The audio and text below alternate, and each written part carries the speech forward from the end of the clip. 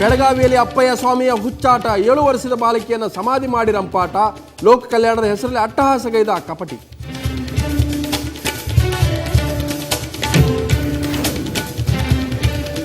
ಜಂಜರವಾಡದಲ್ಲಿ ಅಪ್ಪಯ್ಯನ ತಮ್ಮನ ದರ್ಬಾರ, ಮಚ್ಚು ಹಿಡಿದ ಗ್ರಾಮಸ್ಥರಿಗೆ ಬೆದರಿಕೆ ಹಾಕಿದ ಜೈಪಾಲ್, ಅಸಹಾಯಕರಾಗಿ ಕುಳಿತ ಪೊಲೀಸ್.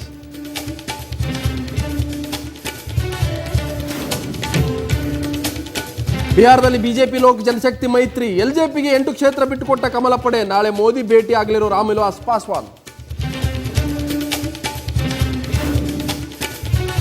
ಹೂಡಿಕೆದಾರರಿಗೆ ಹಣ ನೀಡಿದ ಹಿನ್ನೆಲೆ ಸುಬ್ರತೋ ರಾಯ್ಗೆ ಜಾಮೀನು ರಹಿತ ವಾರಂಟ್, ಸಾರಾ ಮುಖ್ಯಸ್ಥರಿಗೆ ಎದುರಾಗಿದೆ ಬಂಧನ ಭೀತಿ.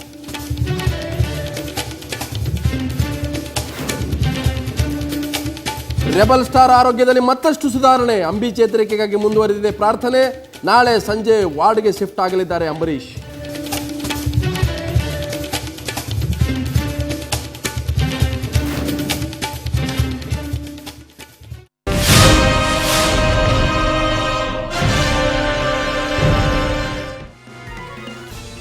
ನ್ಯೂಸ್ ಅವರಿಗೆ ಸ್ವಾಗತ. ನಾನು ಲಕ್ಷ್ಮಣ್ ಹೂಗಾರ್. ತಮಗೆ ಅನ್ನಿಸ್ತಾ ಇರ್ಬೋದು, ಇವತ್ತು ನ್ಯೂಸ್ ಅವರ್ನಲ್ಲಿ ಯಾವ ಪ್ರಚಲಿತ ವಿಚಾರವನ್ನು ಚರ್ಚೆಗೆ ತೆಗೆದುಕೊಳ್ತಾ ಇದ್ದೀನಿ ಅಂತದ್ದು. ಇದು ಸಹಜವಾಗಿ ರಾಜಕೀಯ ವಿಚಾರ ಅಲ್ಲ, ಯಾವುದೇ ಪ್ರಸಕ್ತ ವಿದ್ಯಮಾನದ ಬಗ್ಗೆ ನಾನು ಚರ್ಚೆಯನ್ನು ಮಾಡ್ತಾ ಇಲ್ಲ. ಇವತ್ತೊಂದು ಇಡೀ ರಾಜ್ಯದ ಕನ್ನಡಿಗರನ್ನ ಬೆಚ್ಚಿ ಬೀಳಿಸಿದಂಥ ಒಂದು ವಿಕೃತ ಸ್ವಾಮಿಯ, ಕಪಟ ಸನ್ಯಾಸಿಯ, ಕಪಟ ಸ್ವಾಮಿಯ ಒಂದು ಬಾಲಕಿಯನ್ನು ಯಾವ ರೀತಿಯಾಗಿ ತನ್ನ ಒಂದು ಲೋಕ ಕಲ್ಯಾಣಕ್ಕಾಗಿ ಬಳಕೆ ಮಾಡಿಕೊಂಡ, ನಿಜಕ್ಕೂ ಕೂಡ ಬೆಂಕಿ ಹಚ್ಚಿ ಸುಟ್ಟನ, ಅದೊಂದು ದೊಡ್ಡ ನಾಟಕನ, ಅಂಥದ್ದೊಂದು ಪವಾಡ ಮಾಡಿದ್ನ, ಇದು ಜನರಿಗೆ ಕಣ್ಣಿಗೆ ಮಣ್ಣು ಎರಚುವಂಥ ಒಂದು ದೊಡ್ಡ ತಂತ್ರನ, ಈ ಎಲ್ಲ ಪ್ರಶ್ನೆಗಳು ಕೂಡ ಕಾಡ್ತಾ ಇದೆ. ಬೆಳಗ್ಗಿಂದಲೂ ಕೂಡ ತಾವು ಸುವರ್ಣ ನ್ಯೂಸ್ನಲ್ಲಿ ಅನೇಕ ವಿದ್ಯಮಾನಗಳನ್ನು, ಅನೇಕ ಮಠಾಧೀಶರು, ಪ್ರಗತಿಪರರು, ಚಿಂತಕರು, ಆಲೋಚನೆ ಮಾಡುವಂಥವ್ರು ಕೂಡ ಈ ಸ್ವಾಮೀಜಿಯ ಕಪಟ ನಾಟಕದ ವಿರುದ್ಧ ಆಕ್ರೋಶ ವ್ಯಕ್ತಪಡಿಸಿದ್ದಾರೆ. ಈಗಾಗಲೇ ಆ ಸ್ವಾಮೀಜಿ ಏನು ಅಪ್ಪಯ್ಯ ಸ್ವಾಮೀಜಿ ಅಂತಿದ್ದಾರೆ, ಜಂಜರವಾಡ ಮಠದ ಸ್ವಾಮೀಜಿ ಈಗಾಗಲೇ ಪೊಲೀಸರ ಅತಿಥಿ ಆಗಿದ್ದಾನೆ. ಆದರೂ ಕೂಡ ಆ ಸ್ವಾಮೀಜಿ ತನ್ನ ಹಠಕ್ಕೆ ಬಿದ್ದಿದ್ದಾನೆ. ನಾನು ಲೋಕ ಕಲ್ಯಾಣಕ್ಕಾಗಿ 7 ವರ್ಷದ ಬಾಲಕಿಯನ್ನು ಯಾವ ರೀತಿಯಾಗಿ ಒಂದು ರೀತಿ ಅನುಷ್ಠಾನಕ್ಕೆ ನಾನು ಕೂಡಿಸಿದ್ದೆ, ಅದು ನಿಜವಾದಂಥದ್ದು ಅನ್ನುವಂಥ ಮಾತನಾಡ್ತಾ ಇದ್ದಾರೆ.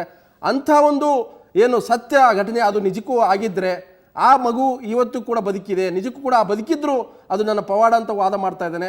ಅದೆಲ್ಲವೂ ಕೂಡ ಇವತ್ತು ಸುವರ್ಣ ಸ್ಟುಡಿಯೋದಲ್ಲಿ ಬಯಲಾಗುತ್ತೆ. ಆ ಬಯಲು ಮಾಡುವಂಥ ಒಬ್ಬ ತಜ್ಞ ಹುಲಿಕಲ್ ನಟರಾಜ್ ಜೊತೆಗಿದ್ದಾರೆ. ನಿಜಕ್ಕೂ ಕೂಡ ಅದು ನಡೆದಿದ್ದು ನಿಜನ, ಅದು ನಡೆದಿದ್ದರೆ ಹೇಗೆ ನಡೆಯಿತು, ಅದೆಲ್ಲವೂ ಕೂಡ ಒಂದು ಕಣ್ಕಟ್ಟ ಅಂಥದ್ದೊಂದು ಏನು ಬಿಚ್ಚಿಡುವಂಥ ಒಂದು ಪ್ರಯತ್ನ ಸುವರ್ಣ ಸ್ಟುಡಿಯೋದಲ್ಲಿ ನಡೆಯುತ್ತೆ. ಆ ವಿಷಯದ ಬಗ್ಗೆ ಒಂದು ಮಹತ್ವದ ಒಂದು ವಿಚಾರ ಕೂಡ ನಿಮ್ಗೆ ಗೊತ್ತಾಗುತ್ತೆ. ಆ ಒಂದು ಏನು ಪವಾಡ ಬಯಲು ಮಾಡುವಂಥದ್ದು ಕೂಡ ಇದೇ ಸ್ಟುಡಿಯೋದಲ್ಲಿ ನಿಮ್ಮ ಎದುರು ನಡೆಯುತ್ತೆ.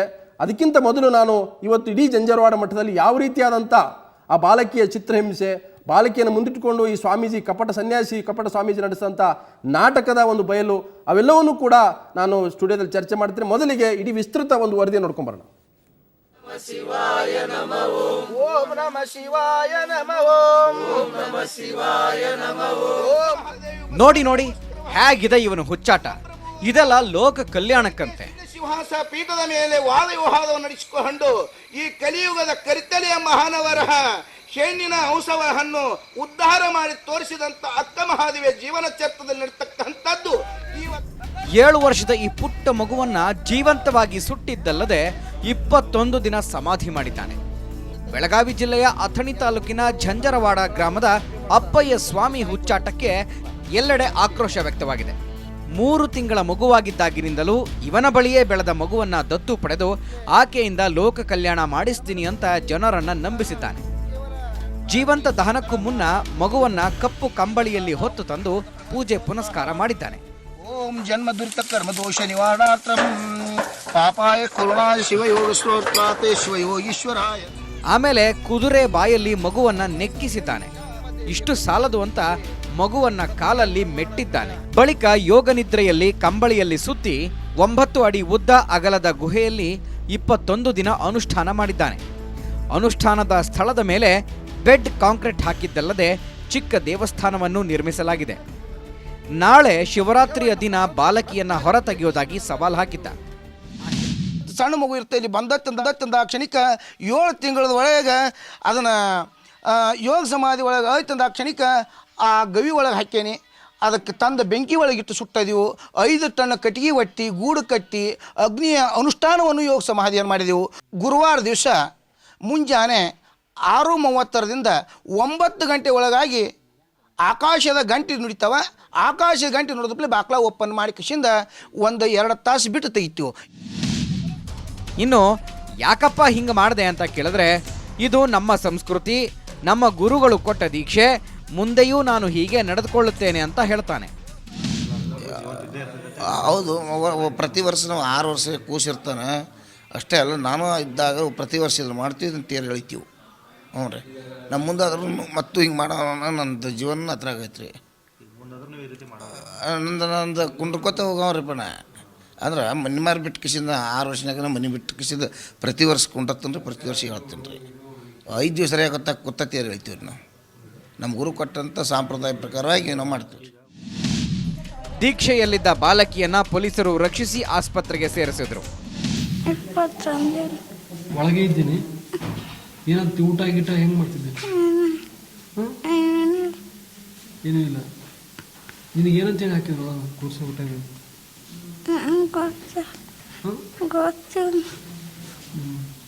ಒಳ ಹಸು ಗಿಸು ಹಾಕಿದ್ದೆ ನಿನಗೆ? ಯಾರು ನಿನಗೆ ಒಳಗೆ ಕೂರಿಸಿದ್ರು? ಬಾಲಕಿಯ ಆರೋಗ್ಯ ಸ್ಥಿರವಾಗಿದ್ದು ಸ್ವಲ್ಪ ಗಾಬರಿಯಾಗಿದ್ದಾಳೆ ಅಂತ ವೈದ್ಯರು ಹೇಳಿದ್ದಾರೆ. ಮಗುವಿನ ಕಂಡೀಷನ್ ಸ್ಟೇಬಲ್ ಅದ ರೀ, ಆರಾಮಿದ್ದಾಳಕ್ಕೆ. ಅದರ ಬಂದಾಕಿ ಸ್ವಲ್ಪ ಹೆದರ್ಕೊಂಡಾಳೆ. She is quite apprehensive, otherwise she stable. ಆಮೇಲೆ ಸ್ವಲ್ಪ ಎನಿಮಿಕ್ ಇದ್ದಾಳೆ, ಅಂದರೆ ವೀಕ್ ಅದ, ಜನರಲೈಸ್ ವೀಕ್ನೆಸ್ ಅದ ಬಿಕಾಸ್ ಆಫ್ ಸ್ಟಾರ್ವೇಷನ್. ಅಂದರೆ ಫುಡ್ ಅದು ಇಲ್ಲಕ್ಕಾಗಿ ಆಕಿ ಸ್ವಲ್ಪ ವೀಕ್ನೆಸ್ ಅದ, ಅಂದರೆ ಹಿಮೋಗ್ಲೋಬಿನ್ ಸ್ವಲ್ಪ ಕಡಿಮೆ ಅದ. Otherwise she is fully conscious, she is oriented. ಆಮೇಲೆ ಮಾತಾಡೋದು ಎಲ್ಲ ಮಾಡ್ತಾಳೆ, ಬಟ್ ಸ್ವಲ್ಪ ಹೆದರ್ಕೊಂಡಂಗೆ ಭಯ ಪಡೋದಂಗೆ ಇದ್ದಾಳೆ ಅಷ್ಟೇ. ಇನ್ನು ಆಸ್ಪತ್ರೆಗೆ ಭೇಟಿ ನೀಡಿದ ಡಿಸಿ ಹಾಗೂ ಎಸ್ಪಿ ಬಾಲಕಿಯ ಆರೋಗ್ಯ ವಿಚಾರಿಸಿದರು. ತಪ್ಪಿತಸ್ಥರ ವಿರುದ್ಧ ಕ್ರಮ ಕೈಗೊಳ್ಳುತ್ತೇವೆ ಎಂದ ಡಿಸಿ ಬಾಲಕಿಗೆ ಶಿಕ್ಷಣ ಕೊಡಿಸುವುದಾಗಿ ಹೇಳಿದರು. ಈಗ ಮೊದಲಿಗೆ ಮಗು ಚಿಕ್ಕದಿದೆ, ಸ್ವಲ್ಪ ಪೋಷಕರು ಮಗು ಜೊತೆ ಇದ್ದರೆ ಮಗು ಇನ್ನೂ ಹೆಚ್ಚು ಧೈರ್ಯ ಬರ್ತದೆ. ಆ ಕಾರಣಕ್ಕೋಸ್ಕರ ಪೋಷಕರನ್ನ ಕೂಡ ಕರಿತಾ ಇದ್ದೀವಿ. ಆಮೇಲೆ ನೀವು ಹೇಳಿದಾಗೆ ಈ ಹಿಂದೆ ಒಮ್ಮೆ ಮಗುನ ನಾವು ರಿಮೈಂಡ್ ಹೋಮಲ್ಲಿ ಇಟ್ಕೊಂಡು ಆನಂತರ ನಾವು ಮಗುನ ಶಾಲೆ ಕಳಿಸ್ತೀವಿ ಅಂತ ಬರೆದು ಕೊಟ್ಟು ಹಿಂದಕ್ಕೆ ತೊಗೊಂಡೋಗಿದ್ದಾರೆ ಅಂತ ಕೂಡ ತಿಳಿದು ಬಂದಿದೆ. ಹಾಗಾಗಿ ಮುಂದೆ ಮತ್ತೆ ಸೇಮ್ ಟೈಪ್ ರಿಪೀಟ್ ಆಗಬಾರ್ದು. ಆ ಬಗ್ಗೆ ಮುನ್ನೆಚ್ಚರಿಕೆ ಕ್ರಮ ತಗೊಂಡು ಮಗುವಿನ ಬೆಳವಣಿಗೆ ದೃಷ್ಟಿಯಿಂದ, ಶಿಕ್ಷಣದ ದೃಷ್ಟಿಯಿಂದ ಮಗುವಿಗೆ ಸೂಕ್ತವಾದಂಥ ವ್ಯವಸ್ಥೆನ ಮಾಡಲಾಗ್ತದೆ. ಈ ಮಧ್ಯೆ ಅಪ್ಪಯ್ಯ ಪೊಲೀಸರಿಗೆ ಚಳ್ಳೆ ಹಣ್ಣು ತಿನ್ನಿಸಿ ಎಸ್ಕೇಪ್ ಆಗೋದಕ್ಕೆ ಪ್ರಯತ್ನ ಪಟ್ಟ. ಆದರೆ ಅಪ್ಪಯ್ಯನನ್ನ ಬೆನ್ನಹತ್ತಿದ ಖಾಕಿ ಪಡೆ ಕಪಟಿ ಹಾಗೂ ಆತನ ಸಹಚರರನ್ನ ಬಂಧಿಸಿದ್ರು.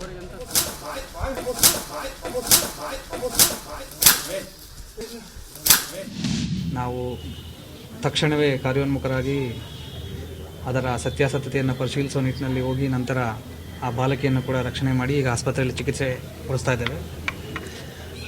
ಇದಕ್ಕೆ ಸಂಬಂಧಪಟ್ಟಂಗೆ ಅಲ್ಲಿಯ ಅಪ್ಪಯ್ಯ ಸ್ವಾಮೀಜಿ ಅಂತ ಏನು ಈ ಕೃತ್ಯದ ನೇತೃತ್ವ ವಹಿಸಿದ್ದ ಆತನನ್ನು ಹಾಗೂ ಆತನ ಒಬ್ಬ ಸಹಚರನ್ನು ಕೂಡ ನಾವು ಬಂಧಿಸಿ ಈಗ ಕಾನೂನು ಕ್ರಮಕ್ಕೆ ಒಳಪಡಿಸ್ತಾ ಇದ್ದೇವೆ. ಇನ್ನು ಮೂಢ ಆಚರಣೆಗೆ ವೇದಿಕೆಯಾಗಿರುವ ಝಂಜರವಾಡ ಮಠ ತೆರವಿಗೆ ಆದೇಶಿಸಲಾಗಿದೆ. ಅಲ್ಲದೆ ಮಠದಲ್ಲಿದ್ದ 6 ಮಂದಿ ಮಕ್ಕಳನ್ನು ರಕ್ಷಿಸಲಾಗಿದ್ದು ಮಹಿಳಾ ಮತ್ತು ಮಕ್ಕಳ ಕಲ್ಯಾಣ ಇಲಾಖೆಯ ವಶಕ್ಕೆ ನೀಡಲಾಗಿದೆ. ಒಟ್ಟಾರೆ ಅಪ್ಪಯ್ಯ ಸ್ವಾಮಿಯ ಅತಿರೇಕದ ವರ್ತನೆಗೆ ಜನ ಛೀ ಥೂ ಅಂತ ಇದ್ದಾರೆ. ಬೆಳಗಾವಿಯಿಂದ ಮುಸ್ತಾಕ್ ಜೊತೆ ಚಂದ್ರಕಾಂತ ಸುಗಂಧಿ, ಸುವರ್ಣ ನ್ಯೂಸ್. ಇಷ್ಟೆಲ್ಲಾದರೂ ಕೂಡ ಆ ಬಾಲಕಿಯನ್ನು ಮಠಕ್ಕೆ ದತ್ತು ನೀಡಿದಂಥ ಏನು ಒಂದು ತಾಯಿ ಇದ್ದಾರೆ, ಆ ತಾಯಿ ಕೂಡ ನಿಜಕ್ಕೂ ಈಗ ಹೇಳ್ತಾ ಇದ್ದಾರೆ, ನಮ್ಮ ಏನು ದತ್ತು ಕೊಟ್ಟ ಮೇಲೆ ನಮಗೂ ಆ ಮಗಳಿಗೆ ಏನು ಸಂಬಂಧ ಇಲ್ಲ, ಅವ್ರು ಏನಾದರೂ ಮಾಡ್ಕೊಳ್ಳಿ, ದತ್ತು ಕೊಟ್ಟಿದ್ದೀವಿ, ಅವ್ರ ಕೈಯಲ್ಲಿರ್ತಕ್ಕಂಥದ್ದು ಅಂತ ಮಾತನಾಡಿದ್ದಾರೆ.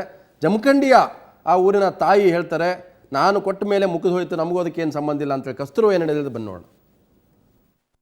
ಏನು ನಮ್ಗೆ ಇದನ್ನ ಹಳಾಳಿ ಎಲ್ಲ ಏನೂ ಇಲ್ರಿ. ಆ ದೇವ್ರ ಪವಾಡ ಏನೈತಿ ಅವ್ರ ಪವಾಡ ತೋರಿಸ್ತಾರ್ರಿ. ನಾವೇನು ಅದನ್ನು ಏನು ಹಳಾಳಿ ಮಾಡ್ಕೊಳಂಗಿಲ್ಲ, ನಮ್ಗೇನು ಇಲ್ರಿ. ನಾವು ಹೆಂಗೆ ಅದೀವಿ ಸಂತೋಷಲೇ ಅದೀವ್ರಿ. ನನಗೇನೈತಿ 2 ಹೆಣ್ಣು 1 ಗಂಡ ತಿಳ್ಕೊಂಡ್ರಿ ನನ್ನ ಮಗಳ ನನ್ನ ಪಾಲ್ಕ್ ಸತ್ತೈತೆ ಸಹಿ ಮಾಡಿವ್ರಿ. 1.5 ವರ್ಷ ಆತ್ರ ಸಹಿ ಮಾಡಿ. ಕಳ್ಳ ಅನ್ನೋದು ಇಲ್ರಿ ನಮ್ದು. ಕಳ್ಳ ಅನ್ನೋದು ನಾವು ಸಹಿ ಮಾಡಿವ್ರಿ, ಮುಗ್ದೈತ್ರಿ. ನನಗೆ ಮಕ್ಕಳನ್ನ ಇದ್ದಿದ್ದಲ್ರಿ, ಮಕ್ಕಳ ಸಂಬಂಧ ದಂಡ್ರಿಕೆ ಹಾಕಿನ್ರಿ ದೇವ್ರಿಗೆ.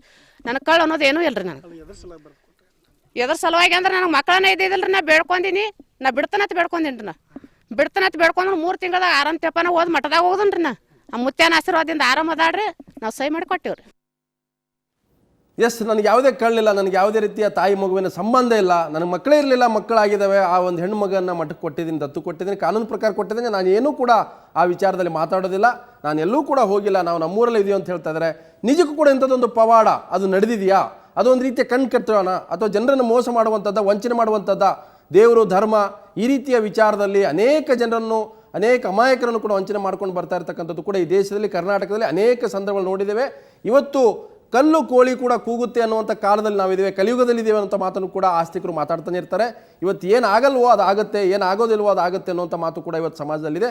ಸೊ ಇವತ್ತು ಈ ಒಂದು ಜಂಜರವಾಡ ಮಠದಲ್ಲಿ ನಡೆದಂಥ ಈ ಭಯಾನಕ, ಆತಂಕಕಾರಿ, ಕಪಟ ಸ್ವಾಮೀಜಿಯ ಈ ಒಂದು ಪವಾಡ ಏನಿದೆ ಅದು ನಿಜಕ್ಕೂ ಕೂಡ ಸತ್ಯನ, ಅದು ಒಂದು ಸುಳ್ಳ, ಕಣ್ಕಟ್ಟ, ಕೇವಲ ಜನರನ್ನು ದಾರಿ ತಪ್ಪಿಸಲಿಕ್ಕೆ ಮಾಡೋಂಥ ಪ್ರಚಾರ ತಂತ್ರವ ಅಥವಾ ಮಾಧ್ಯಮದವರನ್ನು ದಾರಿ ತಪ್ಪಿಸಲಿಕ್ಕೆ ನಡೆಸಿದಂಥ ಒಂದು ದೊಡ್ಡ ಪಿತೂರಿನ ಎಲ್ಲವೂ ಕೂಡ ಚರ್ಚೆ ಆಗುತ್ತೆ. ಅಂಥದ್ದೊಂದು ಪವಾಡ ಆಗಿದ್ದರೆ ಅದನ್ನು ಬಯಲು ಮಾಡ್ತಾರೆ ಹುಲಿಕಲ್ ನಟರಾಜ್. ನಮ್ಮ ಜೊತೆಗೆ ಪವಾಡ ಬಯಲು ತಜ್ಞ ಹುಲಿಕಲ್ ನಟರಾಜ್ ಇದ್ದಾರೆ. ಹುಲಿಕಲ್ ನಟರಾಜ್ ಕಾರ್ಯಕ್ರಮ ಸ್ವಾಗತ. ನಿಜಕ್ಕೂ ಕೂಡ ನೀವು ಅನೇಕ ಬಾರಿ ಇಂಥದ್ದನ್ನು ಬಯಲು ಮಾಡ್ತಾ ಅನೇಕ ಬೆದರಿಕೆಗಳನ್ನು ಎದುರಿಸ್ತಾ ಇವತ್ತು ಸಮಾಜದಲ್ಲಿ, ಇವತ್ತು ರಾಜ್ಯದಲ್ಲೂ ಕೂಡ ಇಂಥದ್ದು ಮಾಡ್ತಾ ಬಂದಿದ್ರಿ. ಇವತ್ತು ಕೂಡ ಈ ಜಂಜರವಾಡ ಸ್ವಾಮೀಜಿ, ಅಪ್ಪಯ್ಯ ಸ್ವಾಮೀಜಿ ಮಾಡಿದಂಥದ್ದು ಇವತ್ತು ನಮ್ಗೆ ಅಚ್ಚರಿ ಆಗಿದೆ, ಶಾಕ್ ಆಗಿದೆ. ಆ 7 ವರ್ಷದ ಬಾಲಕಿಯನ್ನು ಇಟ್ಕೊಂಡು ನಾನು ಬೆಂಕಿಯಲ್ಲಿಟ್ಟಿನಿ, 5 ಟನ್ ಸೌದೆ ಹಾಕಿದ್ದೀನಿ ಅಂತ ಹೇಳ್ತಾರೆ. ಆ ಮಗು ಇವತ್ತು ಕೂಡ ಬದುಕಿದೆ. ಇದು ನಿಜಕ್ಕೂ ಕೂಡ ಒಂದು ರೀತಿ ಕಣ್ಕಟ್ಟ ಅಥವಾ ಮೋಸ ಹೋಗೋರು ಇರೋವರೆಗೂ ಕೂಡ ಮೋಸ ಮಾಡೋರು ಇರ್ತಾರೆ ಅನ್ನೋದಕ್ಕೆ ಇದೊಂದು ದೊಡ್ಡ ನಿದರ್ಶನ ಅಂತ. ಇಲ್ಲಿ ನೀವೇ ಹೇಳಿದ್ರಿ, ಕಿವಿಗೆ ಹೂ ಮುಡ್ಕೊಳ್ಳೋರು ಇರೋವರೆಗೂ ಹೂ ಮುಡ್ಸೋ ಅಂಥ ಜನ ಇದ್ದೇ ಇರ್ತಾರೆ. ನಾವೆಲ್ಲಿವರೆಗೂ ಮೋಸ ಹೋಗ್ತೀವೋ ಅಲ್ಲಿವರೆಗೂ ಮೋಸ ಮಾಡೋ ಅಂಥ ಜನ ಇರ್ತಾರೆ. ಮೋಸ ಮಾಡುವಂಥ ತಪ್ಪಲ್ಲ, ಮೋಸ ಹೋಗೋರು ತಪ್ಪು. ಇಲ್ಲಿ ನಾವು ಒಂದು ಜ್ವಲಂತವಾಗಿ ನೋಡಿದ್ವಿ. ನೇರವಾಗಿ ಆಕೆ, ಆ ತಾಯಿ, ಆ ಮಗುವಿನ ತಾಯಿ ಹೇಳ್ತಾರೆ, ನಾನು ಕೊಟ್ಬಿಟ್ಟಿದ್ದೀನಿ ಮಗುನ, ಸತ್ತೋದ್ರೋಗ್ಲಿ, ದೇವರಾಗ್ಬಿಡ್ಲಿ ಅಂತ. ಇಂಥ ಮುಗ್ಧ ಜನ ಎಲ್ಲಿಯವರೆಗೂ ಇರ್ತಾರೋ ಅಲ್ಲಿವರೆಗೂ ನಾವು ಮೋಸ ಮಾಡ್ತಲೇ ಇರ್ತಾರೆ ಜನ. ಎರಡನೇದಾಗಿ ನಾನು ಬರೋವಂಥದ್ದು ಆ ಅಪ್ಪಯ್ಯ ಸ್ವಾಮಿ ಅಂತ ಹೇಳ್ಕೊಳಕ್ಕೆ ನನಗೆ ಬೇಜಾರಾಗುತ್ತೆ. ಅವನೊಬ್ಬ ಅಪ್ಪಯ್ಯನೋ ಗೊತ್ತಿಲ್ಲ, ಅಯ್ಯಪ್ಪನ್ನ ತಗೊಂಡೋಗಿ ಅಪ್ಪಯ್ಯನ ಮಾಡ್ಕೊಂಡಿದ್ದಾನೆ. ಆಮೇಲೆ ಅವನು ಸ್ವಾಮೀಜಿ ಅಂತ ಹೇಳ್ಕೊಳ್ತಾನೆ, ಸ್ವಾಮೀಜಿ ಅಲ್ಲ. ಇಡೀ ಪತ್ರಕರ್ತರ ಮತ್ತು ಸಮೂಹ ಮಾಧ್ಯಮಗಳನ್ನೇ ಕಣ್ಣೆರಚುವಂತಹ ಮೂರನೇ ಕಣ್ಣು, ದಾರಿ ತಪ್ಪಿಸಿದ್ದಾರೆ. ಎರಡನೇದು, ಆತ ಮಗುವನ್ನು ಬೆಂಕಿಯಲ್ಲಿ ಸುಟ್ಟಿದ್ದೀನಿ, 5 ಟನ್ ಸೌದೆ ಇದೆ ಅಂತ ಹೇಳ್ತಾನೆ. 5 ಟನ್ ಸೌದೆಯನ್ನು ಆತ ತಂದಿದ್ನ, ಇಲ್ಲಿ ನಾವು ಚಿಂತನೆ ಮಾಡಬೇಕಾಗಿರೋದು ಒಂದನೇದು. ಎರಡನೇದು, 5 ಟನ್ ಸೌದೆಯನ್ನು ತಂದಿದ್ದೇ ಆಗಿದ್ದರೆ ಅವನು ಸುಟ್ಟಿದರೆ ಅಲ್ಲಿ ಆ ಬೆಂಕಿಯನ್ನು ಹಾಕ್ತಾ ಹೋಗ್ತಾನೆ. ಆ ಬೆಂಕಿಯನ್ನು ಹಾಕ್ತಾ ಹೋಗೋದನ್ನ ನಾವು ಅಬ್ಸರ್ವ್ ಮಾಡಿ, ಸೂಕ್ಷ್ಮವಾಗಿ ಅಬ್ಸರ್ವ್ ಮಾಡಿದಾಗ ಅಲ್ಲಿ ಬರೀ ಏನು ಹುಲ್ಲಿದೆ, ಗಿಡಗಳಿದೆ, ಸಣ್ಣ ಸಣ್ಣ ಗಿಡಗಳಿದೆ, ಹತ್ಕೊಂಡು ಉರಿತಾ ಇದೆ. ಆ ಒಳಗಡೆ ಏನಿದೆ, ಅವನು ಆ ತಗಡನ್ನು ಹಾಕಿದ್ದಾನಲ್ಲ, ಮೊದಲ ಹುಡುಗಿ ತೋರಿಸಿದಾಗ ತಗಡಿದೆಯಲ್ಲ, ಆ ಕಂಬಿಯನ್ನು ಇಟ್ಟು ತಗಡ ಇಟ್ಟಿದ್ದಾನೆ. ಒಂದು, ಆತ ಬೆಂಕಿ ಹಾಕೋದಕ್ಕಿಂತ ಮುಂಚೆ ಜನಗಳಿಗೆ ಹೇಳ್ತಾನೆ, ನೋಡಿ ಈ ಹುಡುಗಿಯನ್ನು ಜೀವಂತವಾಗಿ ಸುಡ್ತಾ ಇದ್ದಾನೆ, ಅನುಷ್ಠಾನ ಮಾಡ್ತಾ ಇದ್ದೀನಿ ಹೇಳ್ತಾನೆ. ನಾನು ಅನುಷ್ಠಾನ ಮಾಡ್ತಾ ಇದ್ದೀನಿ, ಆ ಹುಡುಗಿ 27ನೇ ತಾರೀಕು ಬೆಳಗ್ಗೆ 4 ಗಂಟೆಗೆ ಬರ್ತಾಳೆ ಅಂತ, ಗಂಟೆ ನಿಂತ ಮೇಲೆ ಅವಳು ಪ್ರತ್ಯಕ್ಷ ಆಗ್ತಾಳೆ ಅಂತ 4 ದಿನಗಳ ಮುಂಚೆ ಅವನು ಪ್ರಚಾರ ಮಾಡ್ತಾನೆ ಕರಪತ್ರಗಳಲ್ಲಿ. ಇಡೀ ಫೋನ್ಗಳು ಮಾಡ್ತಾನೆ ಆತ. ನಾನು ಕೂಡ ಆತನಿಗೆ ಫೋನಲ್ಲಿ ಮಾತನಾಡಿದ್ದೀನಿ. ನಾನು ಹುಲಿಕಲ್ ನಟರಾಜ ಅಂತ ಹೇಳೋದಕ್ಕಿಂತ ಒಬ್ಬ ಪತ್ರಕರ್ತ ಅಂತ ಹೇಳಿಬಿಟ್ರೆ, ಬನ್ರಿ ಮಾರಾಯರ, ನಾನು ಪವಾಡ ಬಯಲು ಮಾಡ್ತೀನಿ, ಆ ಪವಾಡಗಳನ್ನು ಬಯಲು ಅಂತೀನಿ, ಪವಾಡ ಮಾಡ್ತೀನಿ, ತೋರಿಸ್ತೀನಿ, ಪವಾಡ ತೋರಿಸ್ತೀನಿ ಅಂತ ಹೇಳ್ತಾನೆ. ಎರಡನೇದು, ನಾವೆಲ್ಲಿ ಎಡುತ್ತಾ ಇದ್ದೀವಿ, ಆತ ಒಂದು ಮಕ್ಕಳ ಕಲ್ಯಾಣ ಇಲಾಖೆಗೆ ದತ್ತು ತೆಗೆದುಕೊಂಡು ಹೋದಾಗ ಅಲ್ಲಿ ಗಲಾಟೆ ಆದಾಗ ಕಾವಿ ಬಟ್ಟೆ ಹಾಕಿರುವಂಥ ಒಬ್ಬ ವ್ಯಕ್ತಿ ಬೆತ್ತಲೆ ಆಗ್ತಾನೆ, ಅಸಭ್ಯವಾಗಿ ವರ್ತಿಸ್ತಾನೆ. ಆಗಲೂ ಕೂಡ ನಾವು ಕಾನೂನನ್ನು ನಮ್ಮ ಕೈಗೆ ತೆಗೆದುಕೊಳ್ಳಿಲ್ಲ, ಅವನು ಬರ್ತಾನೆ. ಎರಡನೇದಾಗಿ ಅವನು ಅನುಷ್ಠಾನ ಮಾಡ್ತೀನಿ ಅಂತ. ಅನುಷ್ಠಾನದ ಅರ್ಥ ಅವನಿಗೆ ಗೊತ್ತಾ? ಮೌನ ಅನುಷ್ಠಾನ ಮಾಡ್ತಾನೆ, ಉಪವಾಸದ ಬಗ್ಗೆ ಅನುಷ್ಠಾನ ಮಾಡ್ತಾನೆ, ಪೂಜಾ ಬಗ್ಗೆ ಅನುಷ್ಠಾನ ಮಾಡ್ತಾನೆ. ಈ ಹುಡುಗಿಗೆ ಅಲ್ಲಿ ಮೌನ ಅನುಷ್ಠಾನ ಮಾಡ್ತೀನಿ ಅಂತ ಹೇಳ್ತಾನೆ. ಖಂಡಿತ ಅನುಷ್ಠಾನ ಮಾಡಲಿಕ್ಕಾಗಲ್ಲ. ನಿಮಗೊಂದು ಪ್ರಾಕ್ಟಿಕಲ್ ಮಾಡಿ ತೋರಿಸ್ಲಿಕ್ಕೆ ನಾನು ಇಷ್ಟಪಡ್ತೀನಿ. ಜೀವಂತವಾಗಿರುವಂಥ ಹುಡುಗಿಯನ್ನು ಹೇಗೆ ಸುಡ್ತಾನೆ ಅನ್ನೋದಕ್ಕಿಂತ ಮುಂಚೆ ನೋಡಿ, ಇಲ್ಲಿ ನನ್ನ ಕೈ ಮೇಲೆ ಕರ್ಪೂರ ಇಟ್ಕೊಂಡಿದ್ದೀನಿ. ಈ ಕೈ ಮೇಲೆ ಕರ್ಪೂರ ಇಟ್ಕೊಂಡು ಉರಿತಾ ಇದೆ. ಸಿಂಪಲ್ಲಾಗಿ ನಾನು ನಿಮಗೆ ಅರ್ಥ ಮಾಡ್ಕೊಂಡಿರೋದು, ಇಲ್ಲೊಂದು ಸಣ್ಣ ಹುಡುಗಿ, ಅದನ್ನು ಆಮೇಲೆ ತೋರಿಸ್ತೀನಿ. ಇಲ್ಲಿ ಕೂದಲಿದೆ, ಈ ಕೂದಲನ್ನು ನಾನು ತೊಗೊಳ್ತಾ ಇದ್ದೀನಿ. ಈ ಕೂದಲು ಸುಟ್ಟು ಬರ್ನ್ ಆಗುತ್ತೆ ನೋಡಿ, 1 ಸೆಕೆಂಡಲ್ಲಿ ಹತ್ತಿರಕ್ಕೆ ಹೋಗಲಿಲ್ಲ, ಕೂದಲು ಬರ್ನ್ ಆಗ್ತಾ ಇದೆ. ಆದರೆ ಆ ಹುಡುಗಿಯನ್ನು ಅದ್ರ ಮೇಲೆ, ಸೌದೆ ಮೇಲೆ ಮಲಗಿಸಿ ಸುಟ್ಟಿದ್ದಿದ್ರೆ ಆ ಹುಡುಗಿಯ ಕೂದಲು ಒಂದೇ ಒಂದು ಕೂದಲು ಕೂಡ ಅಳ್ಳಾಡಿಲ್ಲ. ನಾವಿಲ್ಲಿ ಅಬ್ಸರ್ವ್ ಮಾಡಬೇಕಾಗಿರೋ ಅಲ್ಲೇ ನಮಗೆ ಒಂದು ಪ್ರಶ್ನೆ ಹೇಳುತ್ತೆ, ಇದು ನಿಜಕ್ಕೂ ಕೂಡ ನಕಲಿ ಎಷ್ಟು ಮಟ್ಟಿಗೆ ನಕಲಿ ಅನ್ನೋದನ್ನ ಪ್ರಾಕ್ಟಿಕಲ್ ಮುಂದಿನ ಹಂತದಲ್ಲಿ ನಟರಾಜ್ ಅವರೇ, ಯಾಕಂತಂದ್ರೆ ತಾವೇ ಹೇಳ್ತಾ ಇದ್ರಿ ಒಂದು ಮಗುಗೆ ಶಾಕ್ ಆದರೆ, ಬೆಂಕಿಯ ಶಾಕ್ ಬಿದ್ದರೂ ಕೂಡ ಕೂದಲು ಮುಟ್ರುಗಟ್ಟುತ್ತೆ, ಸುಟ್ಟೋಗುತ್ತೆ. ಹಾಗಿದ್ರೂ ಕೂಡ 5 ಟನ್ ಸೌದೆ, ಅಷ್ಟೊಂದು ಪ್ರಮಾಣದ ಹುಲ್ಲು ಹಾಕಿ ದೊಡ್ಡ ಒಂದು 10-15 ಜನ ಸುಟ್ಟಾಕುವಂಥ ಸೌದೆ ಬಣವೆ ಥರ ಇಟ್ಕೊಂಡಿದ್ದಾನೆ. ಮಗುಗೇನೂ ಆಗಿಲ್ಲ, ತಗಡು ಹಾಕ್ತಾನೆ, ಮಧ್ಯೆ ಮಗು ಇಟ್ಟಿದ್ದಾನೆ ಅಂದರೆ ಎಲ್ಲೋ ಒಂದು ಕಡೆ ಕಣ್ಣು ಕಟ್ ಮಾಡಿದ್ದಾನೆ. ಇಡೀ ರಾಜ್ಯದ ಜನರನ್ನು ದಾರಿ ತಪ್ಪಿಸ್ಲಿಕ್ಕೆ ನಡೆಸಿದಂಥ ಒಂದು ದೊಡ್ಡ ನಾಟಕ. ಅದು ಕಲ್ಯಾಣದ ಹೆಸರಲ್ಲಿ, ಲೋಕ ಕಲ್ಯಾಣದ ಹೆಸರಲ್ಲಿ, ಶಾಂತಿ ಹೆಸರಲ್ಲಿ ಅದು ಜನರನ್ನು ದಾರಿ ತಪ್ಪಿಸುವಂಥದ್ದು ವಂಚನೆ ಆಗುತ್ತೆ. ಆ ವಂಚಕ ಸ್ವಾಮೀಜಿ ಈಗ ಪೊಲೀಸರ ಅತಿಥಿ ಆಗಿದ್ದಾನೆ.